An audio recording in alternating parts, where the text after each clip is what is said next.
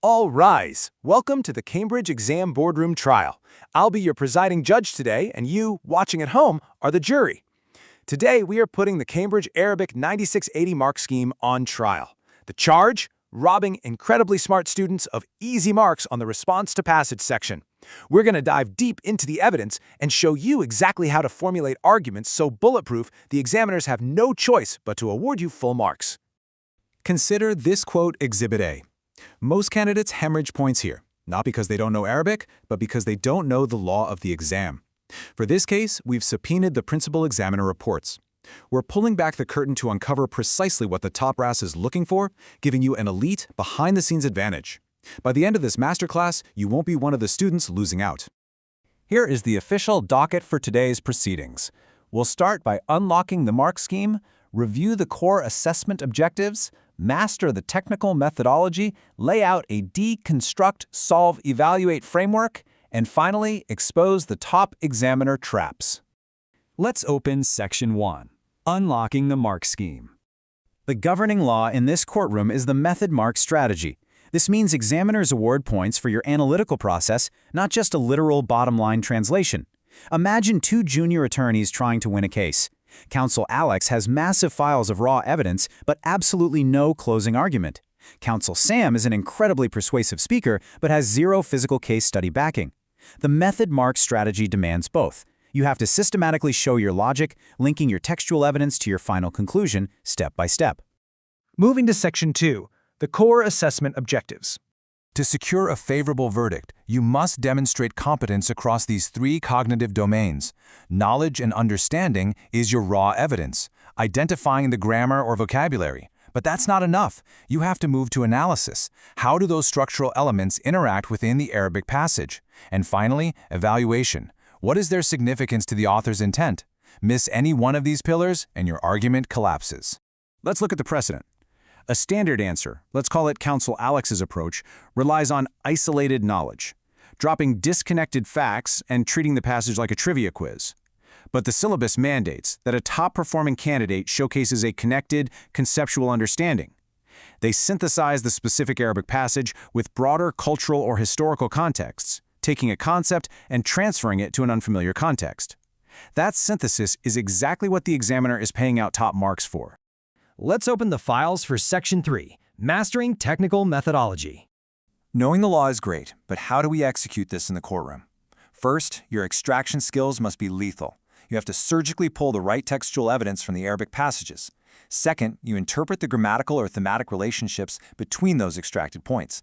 And third, you draw a solid, evidence-based conclusion. Every thematic claim you make must be chained directly to the specific vocabulary or syntax the author used.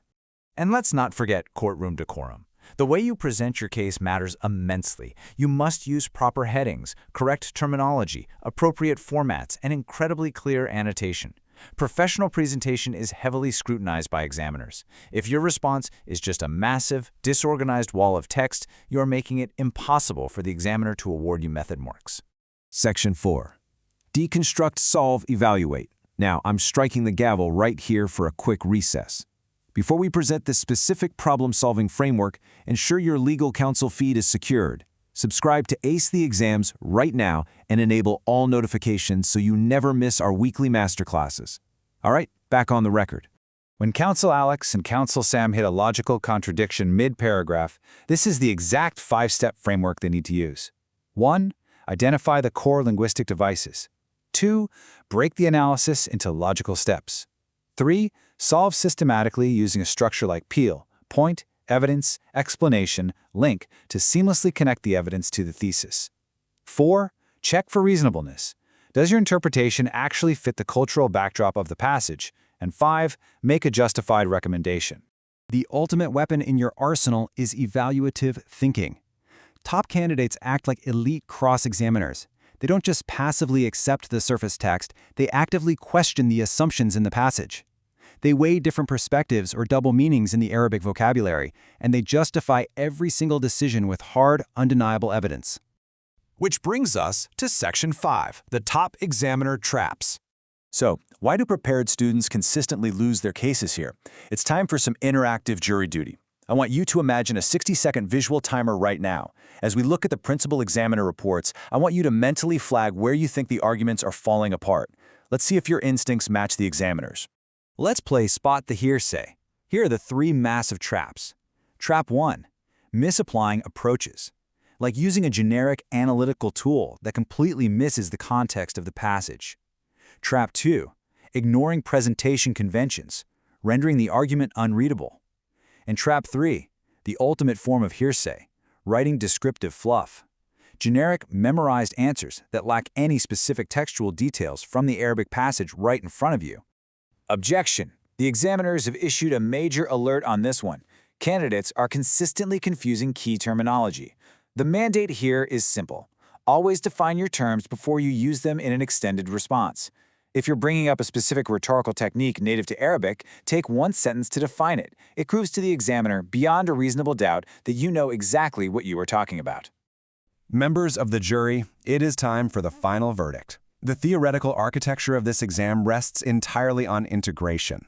The syllabus is not a bunch of disconnected laws. Referencing cross-topic connections and pointing out causal relationships between a stylistic choice and a broader course theme is your absolute best ticket to a top-tier score. That is the rule of evidence linkage. I'll leave you with this provocative thought as we adjourn. What if, on your next practice paper, you stopped acting like a nervous defendant and started thinking like the examiner, actively looking for places to award method marks? Make your argument impossible to ignore. Thank you for attending this session. Don't forget to subscribe to Ace the Exams at Ace the Exams, click the bell, and comment below with your target level and subject. Court is dismissed.